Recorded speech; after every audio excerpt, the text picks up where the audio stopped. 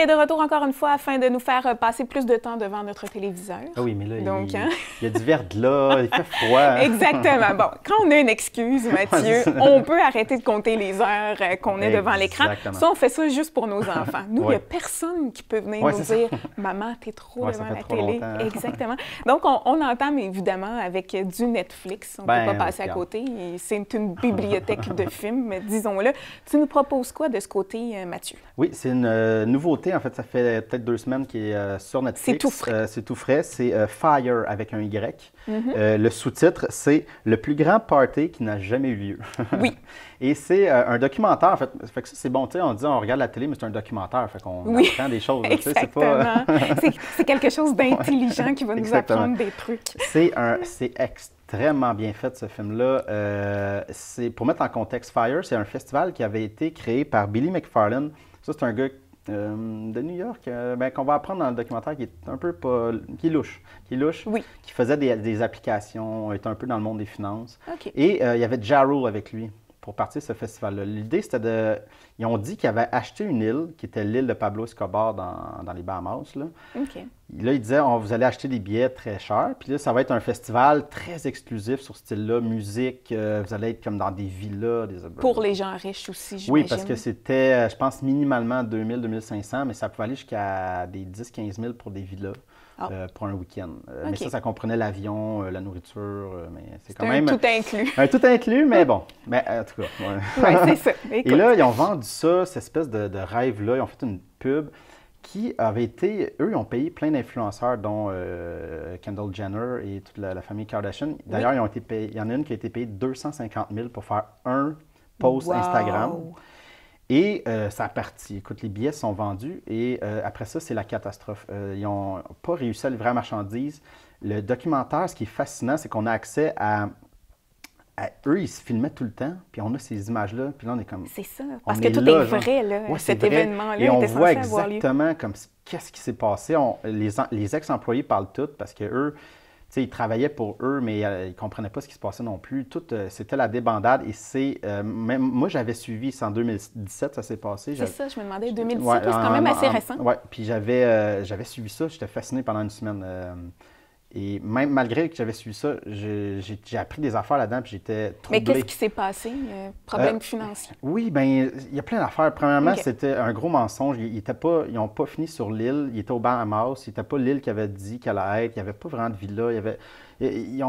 C'était du mensonge de A à Z. Et pourtant, bien, il y a des gens, les billets étaient tout vendus. Fait qu'il y avait comme un cash flow, mais on comprend que le gars, bien, l'argent qu'il a pris, lui, s'est mis dans les poches. Ben oui, c'est ça, parce que les billets n'ont pas été remboursés, j'imagine. Non, c'est ça. Ben là, ça finit. Ben là, ça, c'est connu. Le gars, il est en prison maintenant. Là. Ça, c'est dans le connu. Là. Je ne vends pas le punch du film, malgré qu'il finisse là-dessus. Mais il a été accusé de fraude. C'est ça. Puis, en tout cas, la débandade, c'est vraiment fascinant. Donc, c'est super intéressant. C'est à voir. C'est disponible sur Netflix. Oui. On poursuit maintenant avec du rattrapage côté film à la maison. Cinéma. Alors, oui, je viens de l'avoir en tout petit. Oui, Lego 2.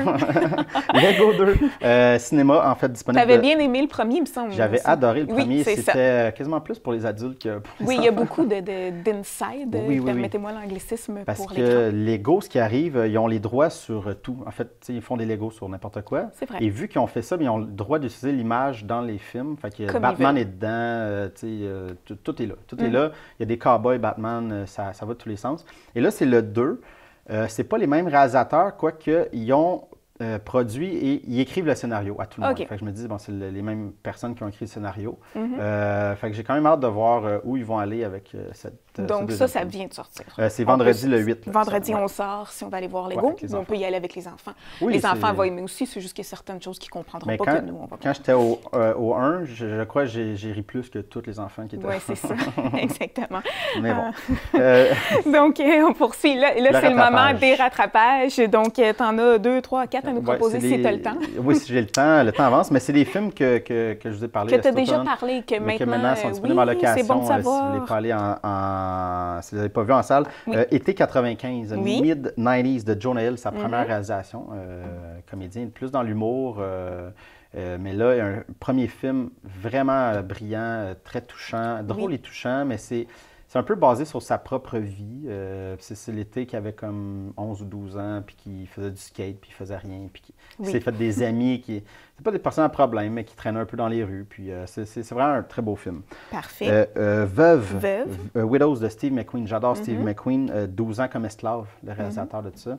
Et là, il va plus dans le thriller. C'est 4 criminels qui se font assassiner après un vol. Ça tourne mal, ils se font assassiner. Et là, les 4 veuves, ils se connaissent pas. Ils ne savaient pas que leur mari était des voleurs. En tout cas, il y en a une qui le savait. Et ils vont devoir se réunir parce qu'il y a des gens qui veulent leur argent. Exactement. Je me rappelle que tu avais parlé très, de très ce bon film-là. film. Un bon film à voir. Old Man and the Gun. Oui, le dernier film de Robert Redford qui joue... C'est une histoire vraie. C'est un homme qui a passé sa vie à voler des banques et à tout voler. Il s'est enfui de la prison comme 3 fois. Quand il était à Alcatraz, qu'il n'est pas parti à Alcatraz, il était en tout cas à l'hôpital. Une vie vraiment rocambolesque. Il s'était évadé quand il avait 70 ans, puis il avait volé comme une douzaine de banques. Et c'est ce moment-là qu'on voit dans le film. Très bon film. Et on termine avec Premier homme, mettant en vedette Ryan Gosling. On s'en rappelle tous. Oui, donc, puis ça, c'est un peu un vol. Ils sont pas aux Oscars. Je trouve que c'est un excellent film sur Neil Armstrong. Oui, exactement. Surprenant. Tout le travail qu'ils ont mis derrière pour aller sur la Lune, c'est un très, très bon film. Bon, bien, mesdames, on peut écouter Ryan de la maison. Maintenant, il est disponible. Oui. C'est le cas de le dire. Donc, Mathieu, merci. Oui. Nous, on se retrouve, écoute, la semaine prochaine.